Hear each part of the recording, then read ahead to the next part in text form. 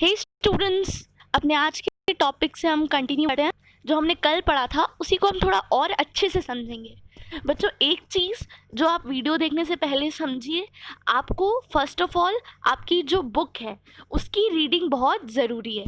आपको जो बुक में कॉन्सेप्ट दिए गए हैं, अभी तक हमने पढ़ा, कॉम्प्लीमेंट पढ़ा, जो कुछ भी पढ़ा, सब्जेक्ट, वर्ब, स्ट्रक्चर के बारे में, सेंटेंस के, उसको आपको एक बार वापस देखना है और अपनी क्लास स्टार्ट करने से पहले उसे रिवाइज करके आओगे आप, ठीक है? तभी हम उसको आगे कंटिन्यू कर सकते हैं। चलिए स्टार्ट करते हैं। हम कल पढ़ रहे थे इनडायरेक्ट ऑब्जेक्ट, है ना बच्चों? सब्जेक्ट आपको क्लियर है? हम बचपन से सब्जेक्ट पढ़ के आ रहे हैं ना कि सेंटेंस का सब्जेक्ट क्या होता है, जो सेंटेंस का कर्ता धर्ता होता है, दैट इज सब्जेक्ट। चलो, बहुत अच्छी बात है, आगे चलते हैं। आगे हमने देखा सेंटेंस फॉर्म करना है तो किस हिसाब से होता है? Subject, verb, object. I ride bicycle, मैं क्या करता हूँ? I ride bicycle, I subject, ride verb, bicycle object, ठीक है? फिर हमने देखा कभी कभी कॉम्प्लीमेंट भी आ जाता है, तो हमने कहा अरे ये कॉम्प्लीमेंट क्या होता है? तो हमें समझ में आया जो बात सब्जेक्ट के बारे में कुछ बताती है उसको हम क्या कहते हैं? कॉम्प्लीमेंट कहते हैं, ठीक है? जैसे मैंने कहा आई एम अ स्टूडेंट, ठीक है? तो स्टूडेंट क्या हो गया? कॉम्प्लीमेंट हो गया। आई सब्जेक्ट, एम वर्ब और स्टूडेंट कॉम्प्लीमेंट हो गया, ठीक। अब हमने कॉम्प्लीमेंट में क्या देखे कि जो कॉम्प्लीमेंट होता है वो जो उस चीज़ को डिफाइन करता है, जिस हिसाब का होता है। जैसे अगर लॉयर है, डॉक्टर है, या कोई नाउन है तो वो क्या बन जाएगा? Noun complement. जैसे मैं कहूँ ही इज़ अ स्टूडेंट या आई एम अ स्टूडेंट, तो स्टूडेंट क्या हो गया? नाउन कॉम्प्लीमेंट हो गया। आगे देखिए, शी सीम्स इंटेलिजेंट, अब कोई इसकी तारीफ है, बुराई है, या उसके बारे में बता रहा है कुछ, तो वो क्या हो गया? Adjective complement. वहीं अगर एडवर्ब है और कॉम्प्लीमेंट भी है तो वो हो गया एडवर्ब कॉम्प्लीमेंट। चीज़ें ईजी, आपको बस समझनी है। अब हम ना क्या करने वाले हैं, अपना सेंटेंस का हमने स्ट्रक्चर समझ लिया, सब्जेक्ट, वर्ब, कॉम्प्लीमेंट, ऑब्जेक्ट सब समझ लिया, ठीक। लेकिन कोई कहेगा ये तो सबको आता है, हमको थोड़ा और कॉम्प्लेक्स चीज़ें पढ़नी है। तो हम क्या करेंगे, हम एक टाइप ऑफ सेंटेंसेस देखते हैं जो होते हैं कॉम्प्लेक्स सेंटेंसेस। उनमें जो ऑब्जेक्ट होता है वो दो टाइप का होता है। हमने कल पढ़ा क्या? डायरेक्ट ऑब्जेक्ट और इनडायरेक्ट ऑब्जेक्ट। हमने क्या देखा था sentence? Mukesh lent me his notes, Mukesh ने मुझे अपने नोट्स दिए, ठीक। इसमें क्रिया क्या है? काम क्या हो रहा है? देना, देना ना। काम क्या हो रहा है? मुकेश ने मुझे अपने नोट्स दिए, तो काम क्या है? देना। दिए किसे?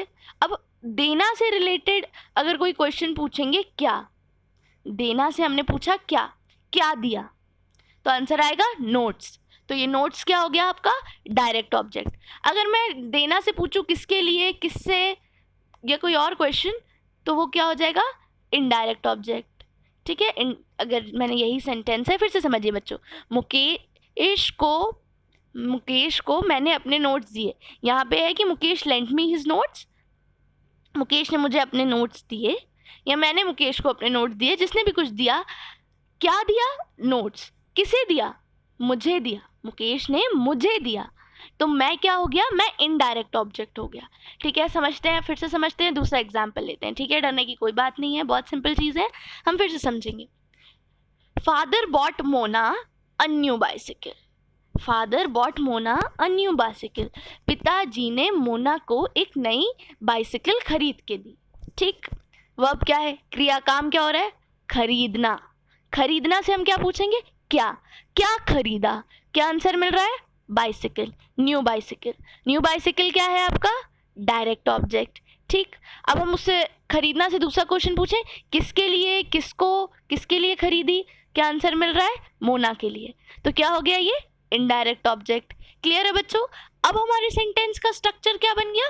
सब्जेक्ट, फिर वर्ब, फिर इनडायरेक्ट ऑब्जेक्ट और फिर डायरेक्ट ऑब्जेक्ट। आप एक चीज़ ये भी कर सकते हो ट्रिक के लिए, अगर आपको समझ नहीं आ रहा है कि डायरेक्ट ऑब्जेक्ट कौन सा है, इनडायरेक्ट ऑब्जेक्ट कौन सा है, तो जो सेंटेंस में वर्ब के बाद आता है, क्रिया के जस्ट बाद आएगा, वो कौन सा होगा? इनडायरेक्ट होगा। और जो उसके बाद आएगा वो होगा डायरेक्ट, ठीक है। क्लियर है? लेकिन आपको इस चीज़ में ये ध्यान रखना है, कभी कभी वो आपको कंफ्यूज भी कर सकता है। जैसे ये है,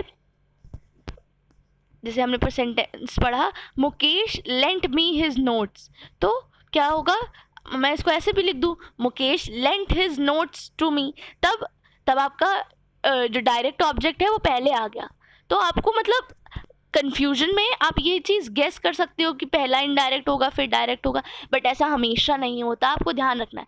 सिंपल है, क्रिया ढूंढो, उससे पूछो क्या, जो क्या का आंसर मिले वो डायरेक्ट ऑब्जेक्ट और जो दूसरा ऑब्जेक्ट हो वो इनडायरेक्ट ऑब्जेक्ट। क्लियर है बच्चों? क्लियर है? आगे चलते हैं एंड ऑब्जेक्ट कॉम्प्लीमेंट पढ़ते हैं।